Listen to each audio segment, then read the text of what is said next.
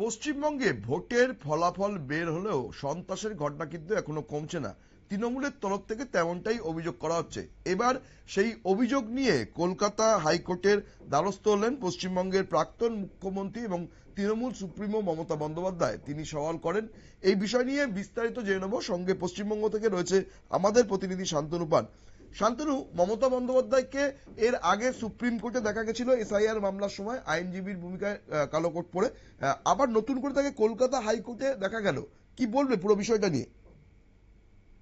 একেবারে এসব তোমাকে যেটা জানিয়ে রাখবো যে ইতিমধ্যেই কিন্তু মমতা বন্দ্যোপাধ্যায়কে যে পুরাতন তার ফর্ম, অর্থাৎ তিনি প্রাথমিকভাবে যেই পেশাতে ছিলেন সেই পেশায় আবারও দেখলাম যে রাজ্যের মুখ্যমন্ত্রীর যে পালাবদল হলো এবং তিনি নিজেও হেরে গিয়েছেন, বিধায়কও নেন। স্বাভাবিকভাবে তার নিজের যে কর্ম সেই নিজের কর্মে তিনি ফিরে গেছেন, এমনই কিন্তু বিরল ছবি উঠে আসলো আমাদের ক্যামেরায়। এবং তিনি যে পোস্ট পোল ভায়োলেন্স, অর্থাৎ ভোট পরবর্তী যে হিংসা, পশ্চিমবঙ্গের সেই হিংসা মামলায় কিন্তু ইতিমধ্যেই হাইকোর্টে একটি মামলা হয়েছে এবং সেই মামলায় স্বয়ং নিজে তিনি গিয়ে প্রাক্তন মুখ্যমন্ত্রী সওয়াল জবাব করছেন এবং সেখানে বেশ কয়েকটি বিষয় উঠে এসেছে যে পশ্চিমবঙ্গে তাহলে কি যে প্রশাসনিক ব্যর্থতা, সেই ব্যর্থতা কি তৃণমূল কংগ্রেস বিরোধী দলে আসার পরেই প্রথমেই তাদের মনে পড়লো? তার কারণ দীর্ঘদিন ধরে পশ্চিমবঙ্গে যখন বিজেপি বিরোধী আসনে ছিল, ঠিক একই রকম এই ধরনের তারা কিন্তু অভিযোগ করেছিল। সেই সময় মুখ্যমন্ত্রী মমতা বন্দ্যোপাধ্যায় মানতে নারাজ ছিলেন, কিন্তু আজকে প্রাক্তন মুখ্যমন্ত্রী মমতা বন্দ্যোপাধ্যায় তিনি স্বীকার করলেন যে কোথাও হয়তো পোস্টপোল ভায়োলেন্স হয়েছে এবং তিনি সেই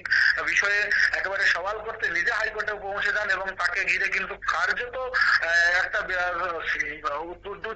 উদ্দীপনা ছিল এবং তিনি বেশ কয়েকটি বিশেষের উপরে সওয়াল করেছেন যে রাজ্যে একেবারে শান্তি শৃঙ্খলা প্রতিষ্ঠা করতে হবে এবং নতুন সরকার পশ্চিমবঙ্গে প্রতিষ্ঠিত হয়েছে এবং তাদের যে প্রশাসনিক দপ্তর, সেই প্রশাসনিক দপ্তর থেকে স্বচ্ছতা রাখতে হবে।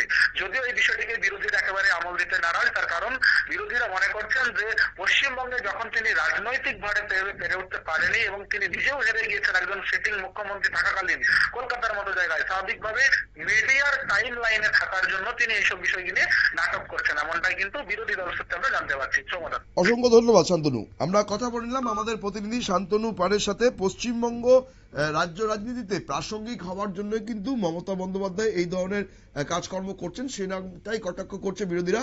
তাদের বক্তব্য হচ্ছে যে মমতা বন্দ্যোপাধ্যায় এখন প্রাক্তন একজন জনপ্রতিনিধি, ফলে তার কোনো কাজ নেই এবং তাই মিডিয়ার টাইম লাইনে থাকার জন্যই তিনি এই ধরনের নাটক করছেন। নজর রাখবো পরবর্তী খবরের দিকে। তার আগে নিয়ে নেব ছোট্ট বিজ্ঞাপন বিরতি।